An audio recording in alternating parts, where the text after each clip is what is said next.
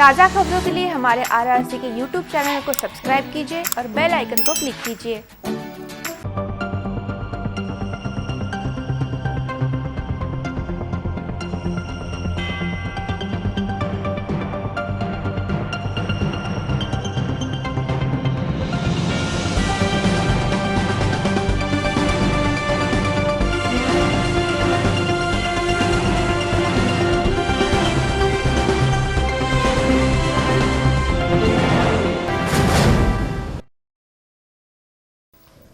नमस्कार, मैं Pallavi Tanwar city news के हिंदी समाचार बुलेटिन में आपका हार्दिक स्वागत करती हूं।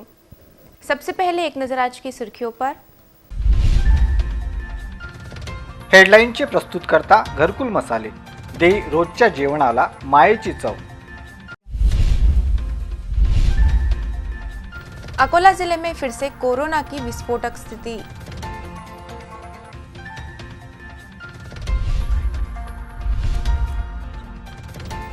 अकोला बार एसोसिएशन चुनाव की मतदान प्रक्रिया संपन्न।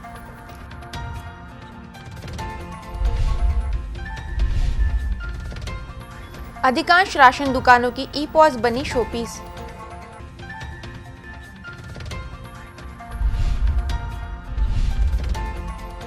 डाबकी रेल गेट मार्ग की सड़कों ने दम तोड़ा।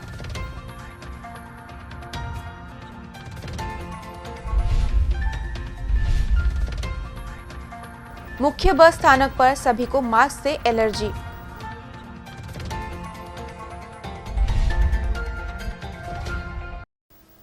अब समाचार विस्तार से।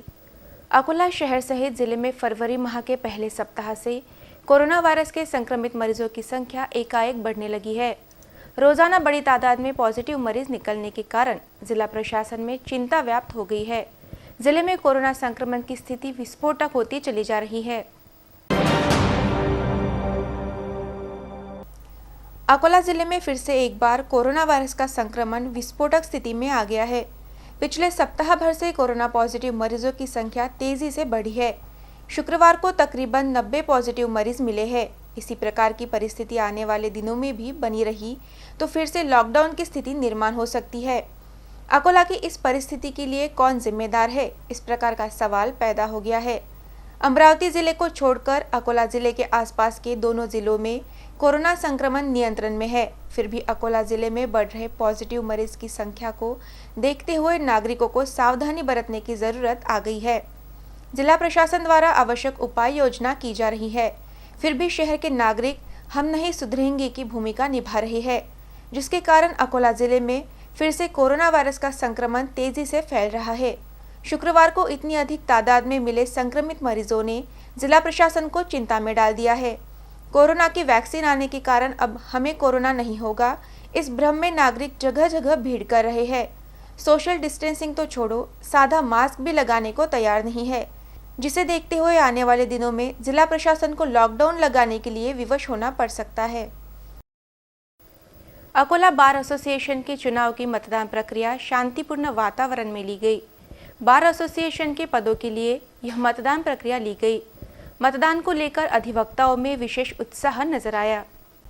अकोला के बार एसोसिएशन चुनाव के लिए 12 फरवरी को मतदान प्रक्रिया ली गई। अकोला बार एसोसिएशन के 4 पदों के लिए मतदान प्रक्रिया ली गई है। इस चुनाव के लिए 11 सदस्यों ने अपना नामांकन किया था। नामांकन और वापस लेने की तारीख 9 फरवरी दोपहर 3 बजे तक थी।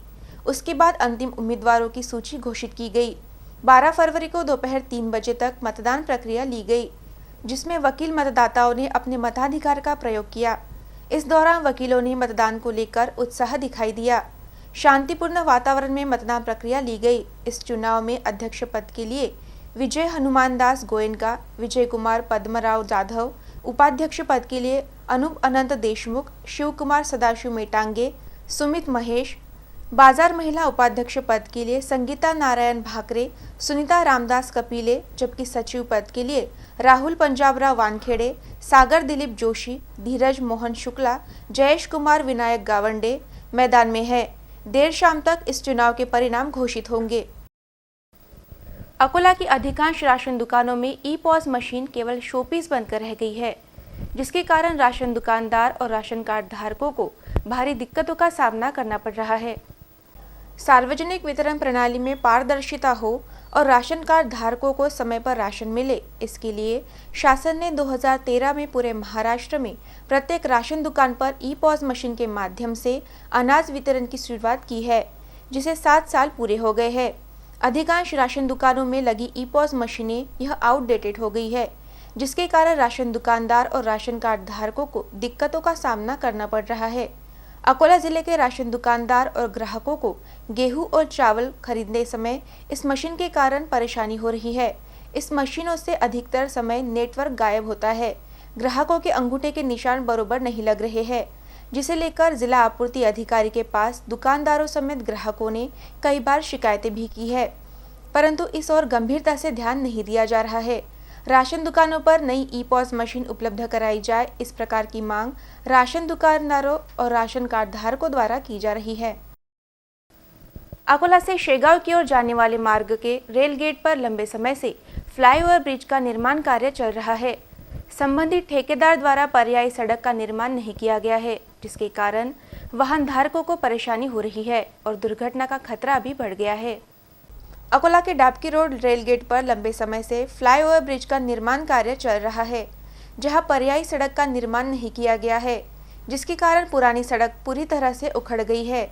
शेगांव की ओर जाने वाले इस मार्ग पर 24 घंटे भारी यातायात लगा रहता है और ब्रिज के दोनों ओर सड़क का निर्माण कार्य नहीं किया गया है। रात के समय यहाँ प्रकाश की व्यवस्था भी नहीं है, जिसके कारण इस मार्ग पर दुर्घटनाओं का प्रमाण काफी बढ़ गया है। इस मार्ग पर भारी वाहनों की आवाजाही लगी रहती है। रेल गेट बंद रहने की अवस्था में दोनों ओर से वाहनों की लंबी कतारें लगती है और रेल गेट के खुलते ही वाहन निकलने के लिए आपाधापी मचाते हैं।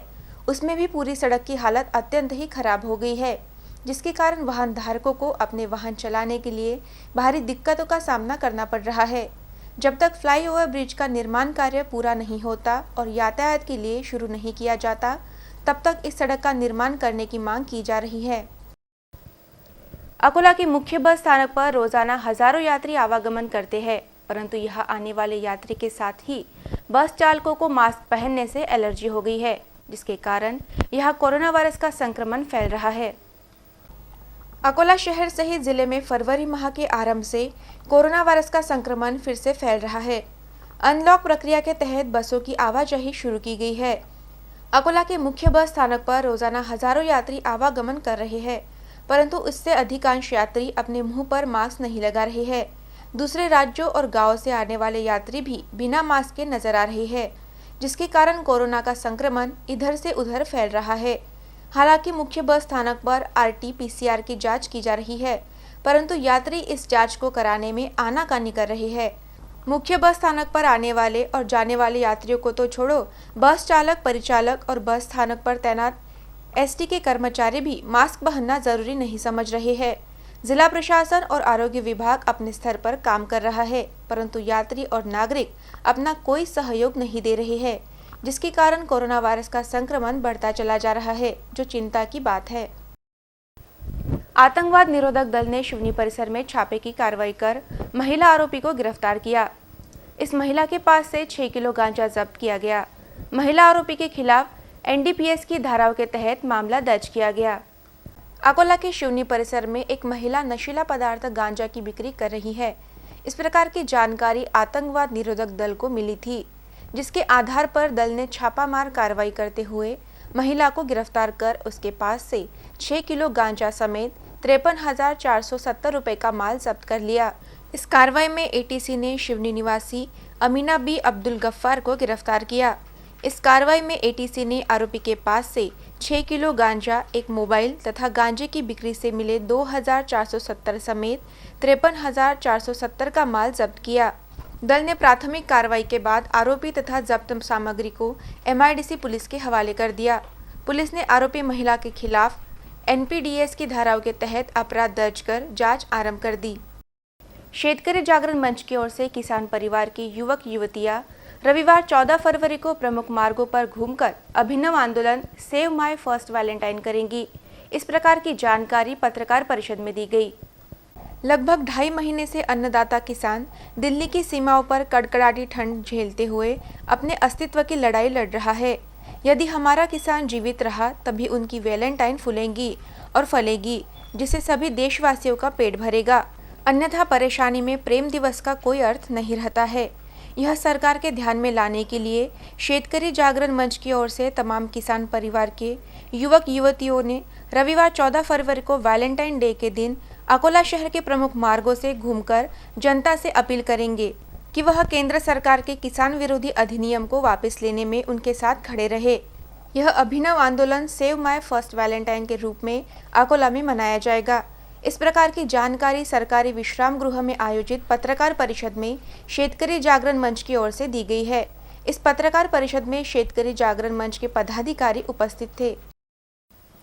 ग्रीष्मकाल में जंगल में आग लगने की घटना होती है, जिसमें पेड़ पौधों के साथ ही वन्य प्राणी तथा पक्षियों की हानि होती है।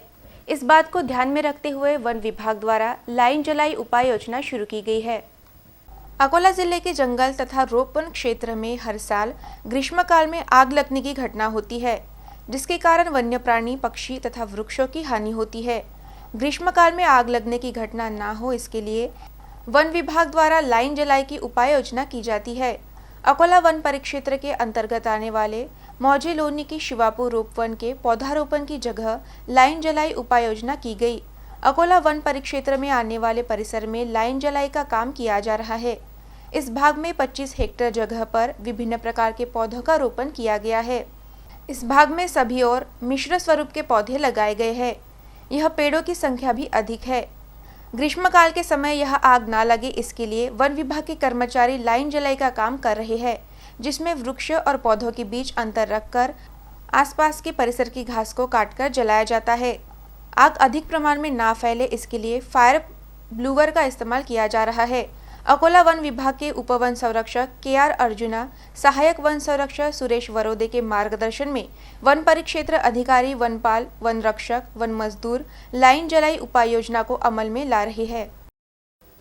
अकोला शहर के शिवनी में स्थित समाज प्रबोधन विकास संस्था के परिसर में बड़ी तादाद में मोर और मोरनी के झुंड नजर आ रहे हैं। संस्था द्वारा इस परिसर में दाना पानी का इंतजाम किया जा रहा है, जिसके कारण रोजाना यहाँ मोर के झुंड आ रहे हैं, जो सभी के आकर्षण का केंद्र साबित हो रहे हैं। आमतौर पर राष्ट्रीय पक्षी मोर घने जंगल अथवा संरक्षित वन परिक्षेत्र में पाए जाते हैं, परंतु अकोला अमरावती राष्ट्रीय महामार्ग पर अकोला शहर के शिवनी में स्थित समाज प्रबोधन विकास संस्था के परिसर में बड़ी तादाद में मोर और मोरनी के झुंड नजर आ रहे हैं। समाज प्रबोधन विकास संस्था द्वारा अपने परिसर में रोजाना नियमित रूप से दाना पानी का इंतजाम किया जाता है, जिसे चुगने के लिए मोर जैसे पक्षी बड़ी तादाद में यहाँ नजर आते हैं। सुबह और शाम के समय बड़ी संख्या में मोर और मोरनी के झुंड यहाँ आ रहे हैं, जो सभी के आकर्षण का केंद्र साबित हो रहे हैं। संस्था द्वारा नियमित रूप से यहाँ राष्ट्रीय पक्षी मोर के आगमन को देखते हुए दाना और पानी की व्यवस्था की जा रही है। यह दाना पानी के साथ ही सुरक्षित माहौल होने के कारण धीरे धीरे मोर की संख्या बढ़ती जा रही है। देखा जाए तो मोर जैसे पक्षी घने जंगलों में रहना पसंद करते हैं, परंतु मानव बस्ती में इस तरह से निर्भयता से विचरण करते मोर सभी के लिए आश्चर्य साबित हो रहे हैं। रोजाना यहाँ आने वाले मोर की संख्या बढ़ती चली जा रही है, जिसके लिए समाज प्रबोधन विकास संस्था के पत्रकार कमलपुत्र शिरसाट अपना विशेष प्रयास कर रहे हैं। अंत में एक नजर आज की सुर्खियों पर। हेडलाईनचे प्रस्तुतकर्ता घरकुल मसाले देई रोजच्या जेवणाला मायेची चव। अकोला जिले में फिर से कोरोना की विस्फोटक स्थिति।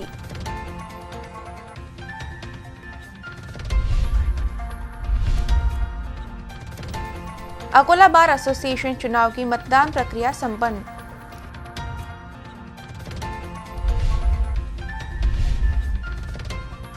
अधिकांश राशन दुकानों की ई-पॉस बनी शोपीस।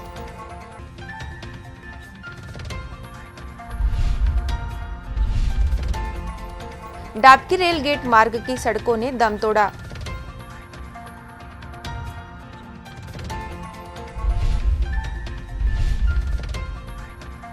मुख्य बस स्थानक पर सभी को मास्क से एलर्जी।